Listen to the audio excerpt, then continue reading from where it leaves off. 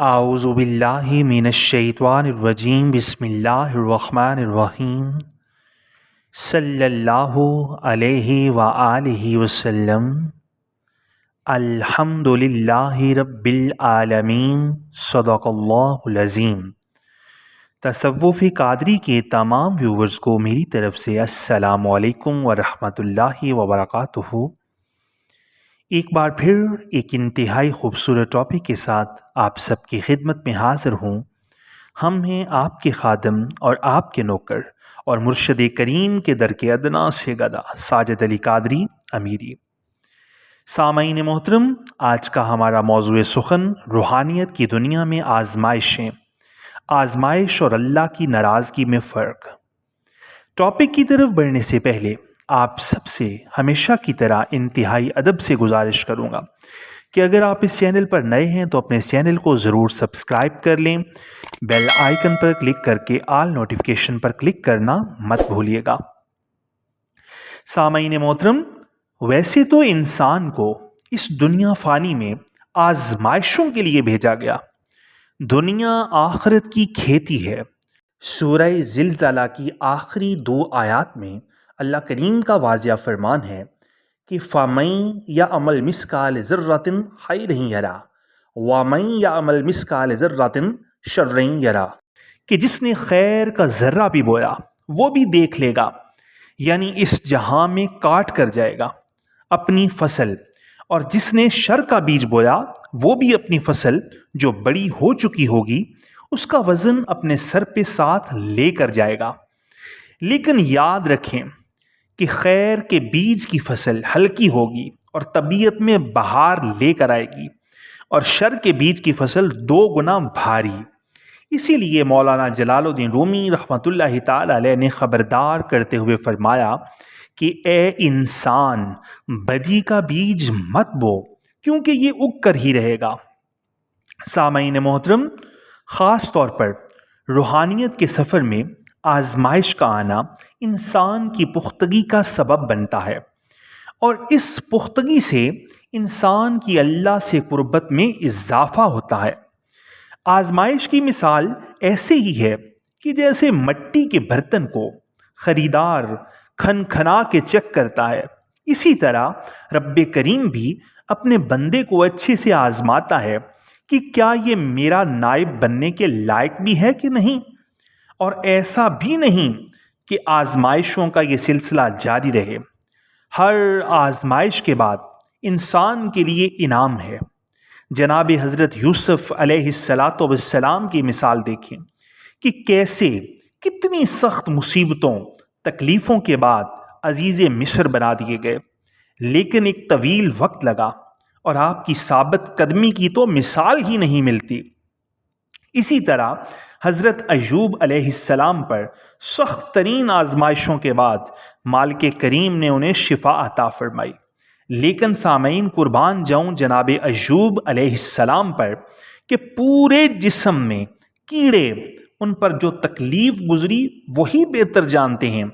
और जब ये बीमारी दिल के करीब पहुंची तो क्या कहते हैं कि या बारी ताला, दिल सलामत रख कि तेरी याद में मशगूल रहे, और ज़ुबान सलामत रख कि तेरा शुक्र अदा करती रहे। फिर कुरान में अल्लाह ने उनके सब्र व इस्तकामत को सराहते हुए कहा कि ए महबूब सल्लल्लाहु अलैहि वसल्लम, हमने अय्यूब अलैहिस्सलाम को उस मकाम पर भी साबर और शाकर पाया। सामईन मोहतरम, ये भी एक खुली हकीकत है कि मालिक करीम किसी भी इंसान पर उसकी बसात यानी ताकत से ज़्यादा बोझ नहीं डालता। सामईन, हुजूर दाता गंज बख्श हजवेरी रहमतुल्लाहि ताला अलैह अपनी किताब कशफुल महजूब में एक वाक़या लिखते हैं। आप फरमाते हैं कि मैं सफ़र पर था, रास्ते में एक मस्जिद में क़याम किया। इस मस्जिद में कुछ आलिम और तालिब इल्म तशरीफ़ फरमा थे। उन्होंने मेरे बोसीदा लिबास की वजह से मुझे खूब हकारत से देखा और मुझे मस्जिद की छत पर पनाह दी। आप फरमाते हैं कि नीचे खूब अच्छे अच्छे पकवान की खुशबू आ रही थी, और उन्होंने मुझे खूब बासी रोटी दी, और मैंने वो बासी सूखी रोटी खाकर पानी के साथ اپنے رب کا خوب شکر ادا کیا۔ آج تو اس نے نفس کو خوب ملامت سے نوازا ہے، لیکن آپ جانتے تھے کہ ان آزمائشوں سے ہی انسان اللہ کی بارگاہ میں مقبول ہوتا ہے۔ آج 700 سال گزر جانے کے بعد بھی وہ اللہ کریم اپنی مخلوق سے داتا داتا کے نعرے لگوا رہا ہے۔ سامعین، یاد رکھیں کہ اللہ کریم صبر کرنے والوں کے ہی ساتھ ہے، اور یہ صبر اور خاموشی کی ہی آزمائش تھی۔ سامعین، ہم میں سے بہت سے لوگوں کے ذہنوں میں یہ سوال اٹھتے ہیں کہ ہم صبر اور خاموشی کریں گے تو اس معاشرے کے لوگ تو ہمیں نوچ کھائیں گے۔ اس میں شک بھی نہیں، لیکن یاد رکھیں، جو اپنا سب کچھ اللہ کے لیے قربان کر کے بیٹھا ہو، جو ہر اذیت کو اس کی رضا سمجھتا ہو، وہ رب کریم کبھی بھی اس بندے کو اکیلا نہیں چھوڑتا، اور جس کے ساتھ رب ہو، زمانہ چاہے اس سے ٹکر لے لے، اللہ کی جتنی چاہت ہوگی اس سے زیادہ اذیت نہیں پہنچائے گا کوئی بھی۔ حضرت بابا بلے شاہ حضوری قادری رحمت اللہ تعالی علیہ فرماتے ہیں کہ ان سے مت ڈرو جو بغل میں بندوقیں پہن کر گھومتے ہیں اور جن کی زبان بے لگام گھوڑے کی طرح چلتی ہے، بلکہ اس سے ڈرو جو اللہ کی رضا میں خاموش رہتے ہیں اور زمانے کی سختیوں پر بھی صبر کا مظاہرہ کرتے ہیں۔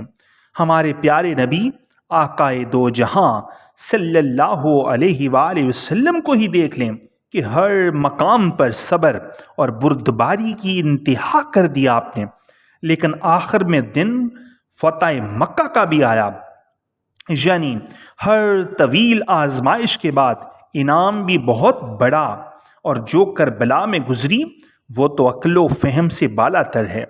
معصوم بچے تک کو قربان کر کے خاموشی اور صبر سے پوچھا، یا باری تعالیٰ تو راضی ہے نا؟ سامعین، اب آتے ہیں کہ آزمائش میں تکلیفوں اور اللہ کی ناراضگی میں آئی مصیبتوں میں فرق۔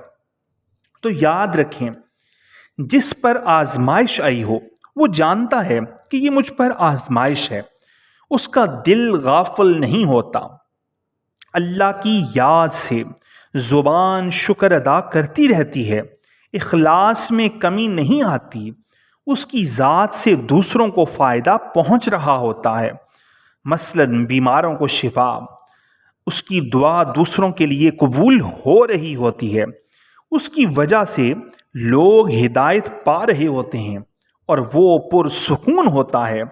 اور اگر مصیبت اللہ کی ناراضگی کی وجہ سے ہو، دل غافل ہوتا ہے، اس کی یاد سے بالکل ویران ہوتا ہے، زبان پر تکلیف کا شکوہ ہوتا ہے، چاہے سامنے لوگوں کے ریاکاری کرتے ہوئے شکر کا کلمہ بول بھی دے، لیکن اندر سے ناخوش ہوتا ہے، اخلاص سے خالی سجدے ہوتے ہیں جن میں لذت نہیں ہوتی، ظاہری تسبیحات بھی کرتا ہو تو وہ تاثیر نہیں کرتی، بس لوگوں میں ایک ٹھاٹھ بن جاتی ہے، اس کی ذات سے لوگوں کو شر کا اندیشہ ہوتا ہے، سکون کا تو اس کی ذات سے دور دور تک تعلق نہیں ہوتا۔ سامعین، آخر میں بس یہی کہوں گا کہ مصیبتیں دونوں طرف ہی ہیں، صرف نفس یہ گمان دیتا ہے کہ روحانیت میں نہ جاؤ، نقصان اٹھاؤ گے، اور انسان دھوکے میں آ جاتا ہے۔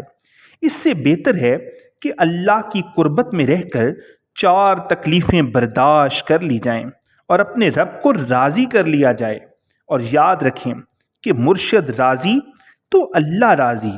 حضور بابا بلے شاہ حضوری قادری رحمت اللہ تعالی علیہ فرماتے ہیں کہ اکھ مرشد نہ لڑ جاوے تے نیلا پیلا لال برابر، مرشد جے نہ راضی ہووے مجرا ناچ دھمال برابر۔ یہاں حقیقی مرشد کی بات ہو رہی ہے، اور حقیقت صرف اللہ ہے۔ حقیقی مرشد اللہ کا مجازی روپ اس کی صفت ہے، اور ذات اور صفت ایک دوسرے میں ضم ہیں، یعنی ایک ہی ہیں، دو نہیں۔ سامعین محترم، اگلی آنے والی ویڈیو تک کے لیے اپنے اس خادم کو، اپنے اس نوکر کو اجازت دیجیے۔